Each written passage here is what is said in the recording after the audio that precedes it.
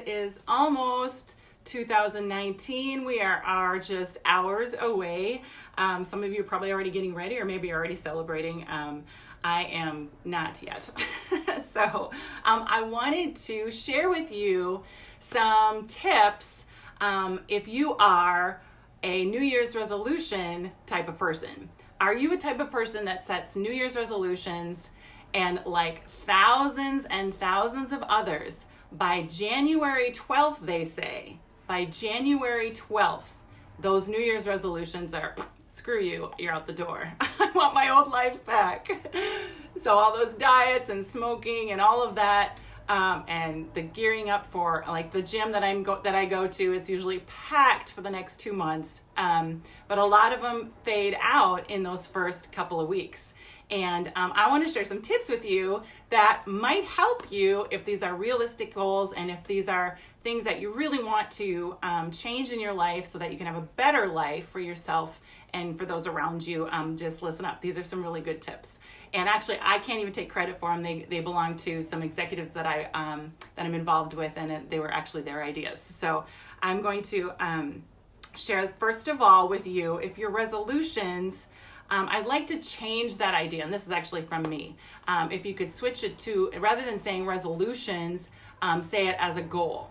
So when we have a positive goal or a goal in mind, that is usually more positive in our minds, so we're more likely to achieve it. So if we say New Year's resolution, that means it's something that we have a tendency to think of it negatively, like we're going to be restricting ourselves. Rather, like a goal, we want to achieve it. So an example of that would be, rather than saying, let's say I want to go on a diet, if you're someone that wants to lose, 15, 20 pounds, and you decide, well, I'm going to have to, cut out all of the junk food for the rest of my life in order to lose that weight. So you start out having your diets, and in your mind, you're thinking, I have to do without, I'm restricting myself, life sucks. And so rather than have a goal in mind and have the picture in your mind of a body of, let's say you're 150 pounds and you want to get down to 125. So you have that picture of your mind of the girl who looks like she's 125, or you know what I'm saying? So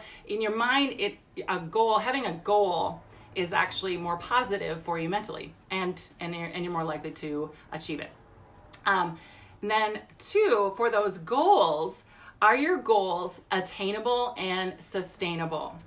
And are your goals, are they attainable and sustainable? Meaning, so like, are your goals attainable? Are they realistic? So let's say you're $100,000 in debt and you think to yourself, all right, by March, I'm going to be debt free. Well, that's awesome. That's a really, really great idea. And it's very possible that those things might come if you get a big chunk of money and you're able to do all that, or you sell something really huge, you could probably do that. But a more realistic or attainable goal is saying something like, let's say you spend $200 a week in gaming. And I know that might sound high to some, but I know some people that actually do that. Maybe you could say, rather than spend half of that a week and put that money towards your bills and your debt to help knock down.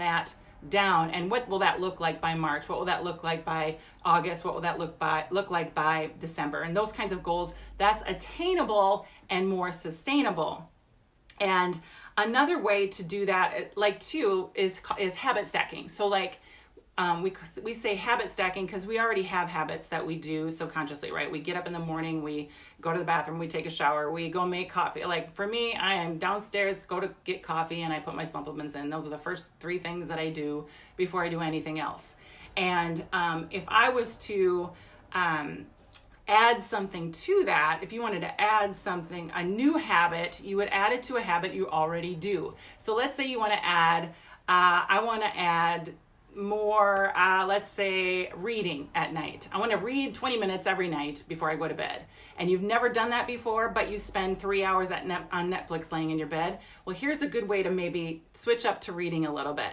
Is right before, make a promise to yourself that before I turn on Netflix, I'm just going to read 10 minutes every night before bed. That's realistic in your mind. Your mind isn't saying, oh my God, this mountain's too big, I can't do it. So once you get into bed, you have that book right there by you, because you're going to get into bed and you're going to turn on Netflix for your favorite, Blue Bloods or whatever it is that you watch. And I suppose for some of you it's the Game of Thrones, but whatever. So before you turn that on, read for 10 minutes. And then once you start doing that, it takes about 60 days for you to really implement a new habit and to sustain it long term. So that is a way to do that, to do habit stack. Or another way to do it, if you were going to add 20 minutes of cardio to your workouts, or rather than do it separately in the mornings before you get up, you can maybe just add it or replace it when you go to the, let's see, if you already go to the gym 3 or 4 or 5 times a week, you just add it to what you're already in habit of doing. And then my third tip is to replace the negative with a positive. So anytime you are taking away from yourself, you are feeling like you can't do it. Your body rejects it, rejects the whole idea. So your body's going to fight you on it and will want to keep whatever you're trying to take away, right? So whether it's cigarettes or chocolate. And for me, I mean, I've gone through a lot of different addictions and had to get rid of them. So what you need to do is replace it with something that's positive, because if you can't just leave a gaping hole in there, something you'll fill it right back up to what you were doing. Most people, like that, when they quit smoking, they end up going back to it, or if you've been on a diet, you end up gaining back and maybe even more. So it's important to replace it. So like for me, I replaced years ago when I started eating more clean, I replaced now some people might laugh at this and say, well, that's still junk food. But for me, it's totally worked and I look and feel great. I mean, I went ahead and I switched up any kind of chips or any kind of junk what I would call junk food. I make sure it's organic and that the oils are like coconut oils, and that they aren't, there's no GMOs in it, there's no chemicals in it.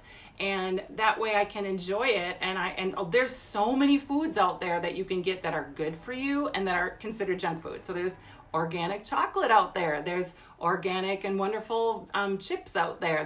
There's plenty of options. Just do a little homework, but you're more likely to sustain your goals if you make it more realistic and if you replace it with something positive.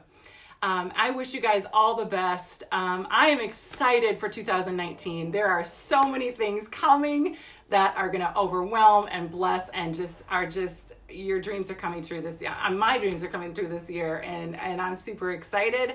And I wish you well. Please be safe tonight. Call a friend if you're too drunk, but don't call me. You guys have a great night, and we'll talk to you tomorrow.